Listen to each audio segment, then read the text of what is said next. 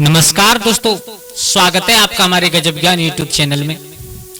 दोस्तों, पूरी करने के लिए जा रहे हैं एक बिछड़ी हुई कहानी को, जो आपने पहले भाग में देखा और सुना, जिस कहानी का टाइटल था किस प्रकार से एक लड़की और एक बंदर के साथ में रिश्ता निभाते निभाते अपने शरीर को जला दिया, बंदर के साथ में सती हो गई। उस कहानी को पूरा करने के लिए आज आप लोगों के सामने जा रहे हैं। बड़ी मार्मिक, बड़ी ज्ञानवर्धक कहानी है।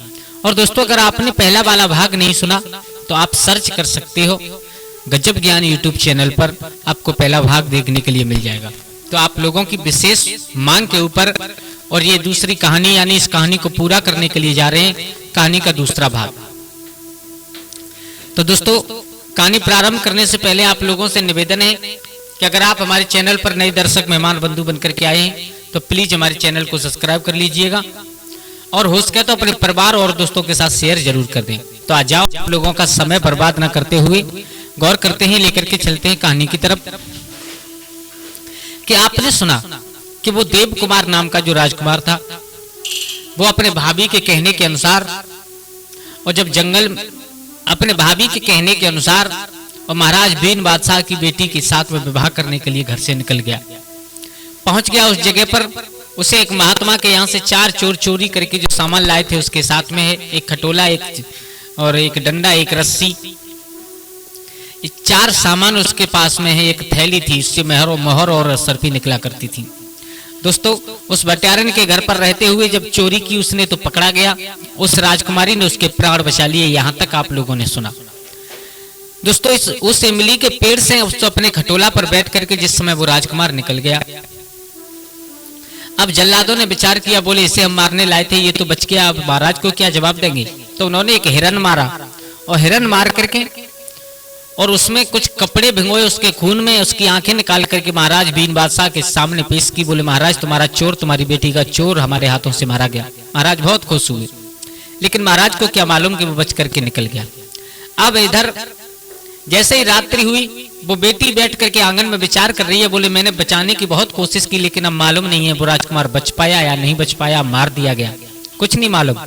तो मेरे भैया, रात्रि के समय खटोला पर बैठ करके वो राजकुमार लौट करके आया है। कहा? महाराज बीन बादशाह की बेटी के भवन की छत पर जाकर के उतरा। बेटी ने देखा, बोले बच तो गया, और लौट करके आ भी गया। जाकर के बेटी के पास खड़ा हो गया और उस राजकुमारी से कहा है, राजकुमारी, तुम्हारे पीछे मैंने इतने संकट झेले, तुम्हारे पीछे में चोर घोषित हो गया, तुम्हारे पीछे मुझे सजाए मौत दी जा रही थी। अब एक काम कीजिए, आप मेरे साथ चलिए, हम आपसे विवाह करना चाहते हैं। राजकुमारी ने कोई फैसला नहीं ले पाया, बेटी केवल सोच रही है। उसने फिर पुनः दोबारा कहा है, बोले राजकुमारी, आप हमारे साथ चलिए, हम आपसे विवाह करेंगे। तो राजकुमारी ने कुछ भी सोचने से पहले उठ करके और उसके खटोला पर बैठ गई। मेरे भैया, वो राजकुमार उस राजकुमारी को लेकर के खटोला पर बैठ करके निकल करके चला है। चलने लगा, चलते चलते चलते चलते एक जंगल के ऊपर से उड़ करके जा रहे थे। तभी संध्या का समय हुआ, रात्रि होने के लिए जा रही। तो उस राजकुमारी ने कहा राजकुमार से, देखो संध्या का समय होने के लिए जा रहा है, पूरे दिन सफर के मारे हारे थके हैं हम लोग, अगर नींद आ गई किसी को तो नीचे गिर करके जान से मर जाएंगे, इसलिए यहीं पर इस अपने वाहन को उतारिए और यहीं पर आराम करिए, सुबह चलेंगे। बोले ठीक है। मेरे भैया, उस खटोला को नीचे जंगल में उतारा गया। राजकुमार और राजकुमारी दोनों वहीं पर अपना चादरा बिछा करके लेट गए। तो राजकुमार इतना चतुर था, राजकुमार को मालूम था ये मुझे रात्रि में छोड़ करके जा सकती है।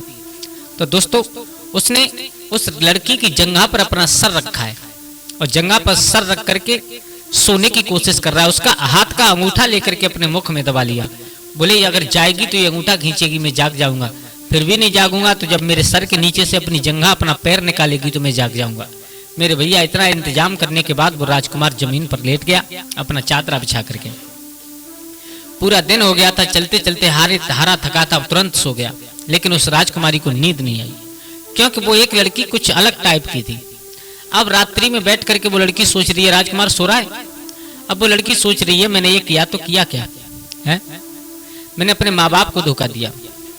अरे माँ बाप की छोड़ो, मैंने अपने प्रेमी को धोखा दिया, और मैं इस एक अनजान इंसान के साथ में घर से निकल करके चली आई। अब क्या करूंगा मैं, क्या करूंगी मैं। मेरे भैया, इतना सोच विचार करने के बाद और उस राजकुमारी ने जो उसके पास में कटारी थी, उस कटारी का चाकू निकाल करके उसका बैंट उस राजकुमार के मुख में दे दिया, अंगूठा की जगह पर अपना अंगूठा खींच लिया और एक कोई कपड़ा लेकर के अपने उसका राजकुमार का सर अपनी जंघा की जगह, उस कपड़े को अपनी जंघा की जगह पर लगा दिया और वहां से निकल गई खटोला पर बैठ करके।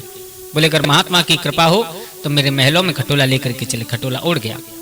मेरे भैया राजकुमारी उसे धोखा देकर के चली गई। अब सुबह हुआ, राजकुमार जागा, उसने देखा ना तो खटोला है ना राजकुमारी है। समझ गया, बोले वो बेवफा स्त्री मुझे छोड़ करके चली गई। मेरे भैया पागलों की तरह जंगल में घूमने लगा, दौड़ने लगा है महाराज बीर बादशाह के आंगन की तरफ, भागता चला जा रहा है, भागता चला जा रहा है, थक जाता है, आराम कर लेता है, फिर उठ करके भागने लगता है। सिवाय राजकुमारी के उसे कुछ नहीं दिखाई दे रहा है। मेरे भैया चलते चलते चलते चलते उसे एक संत मिले। संत ने कहा बेटा क्यों भाग रहे हो, मर जाओगे इतना भागोगे तो। बोले महाराज मेरा सब कुछ लुट गया। बोले क्या हो गया, सारा हाल बताया। तो उस संत ने और उस राजकुमार को एक घास दी है, घास दी है 2 प्रकार की, और कहा है कि दोनों हाथों में पकड़ लीजिए इसे। इस एक घास को सूंघोगे तुम्हारा शरीर बंदर का हो जाएगा और दूसरे को सूंघोगे तुम पुनः इंसान हो जाओगे। मेरे भैया उसे लेकर के दौड़ने लगा।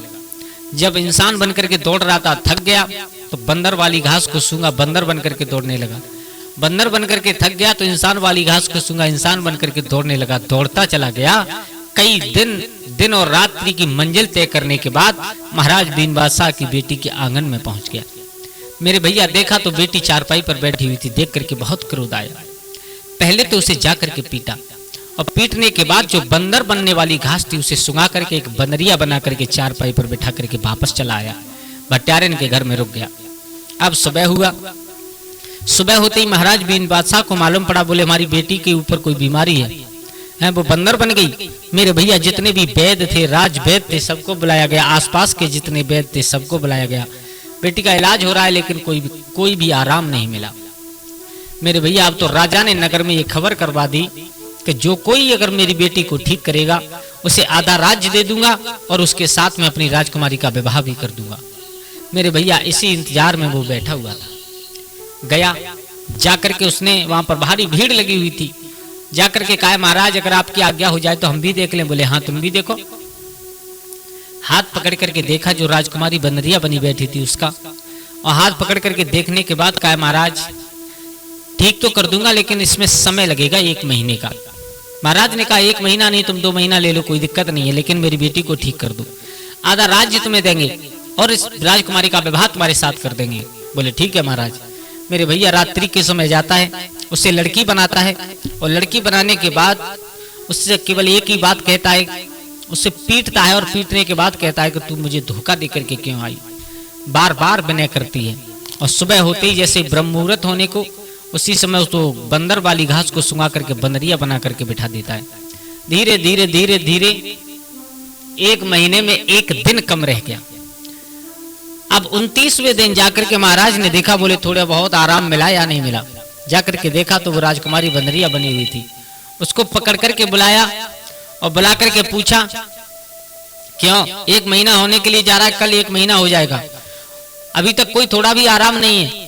उसने कहा है राजकुमार ने। बोले महाराज समय 1 महीने का दिया है, 1 महीना पूरा होने दो तब बात करना।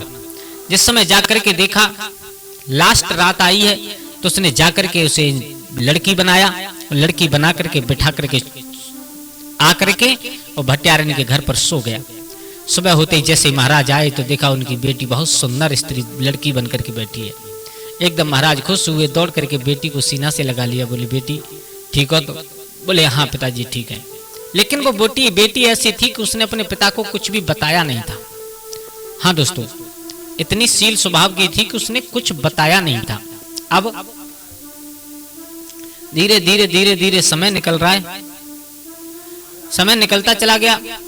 अब महाराज ने देखा तो उसे बुलाया, अपने मंत्रियों को भेजा, लेकिन उसने कहा नहीं हम आराम कर रहे हैं अभी नहीं आएंगे। तो खुद महाराज चल करके गए हाथ बांध करके। उसे आधा राज दिया। आधा राज देने के बाद उस राजकुमारी के साथ में उस राजकुमार का विवाह हुआ।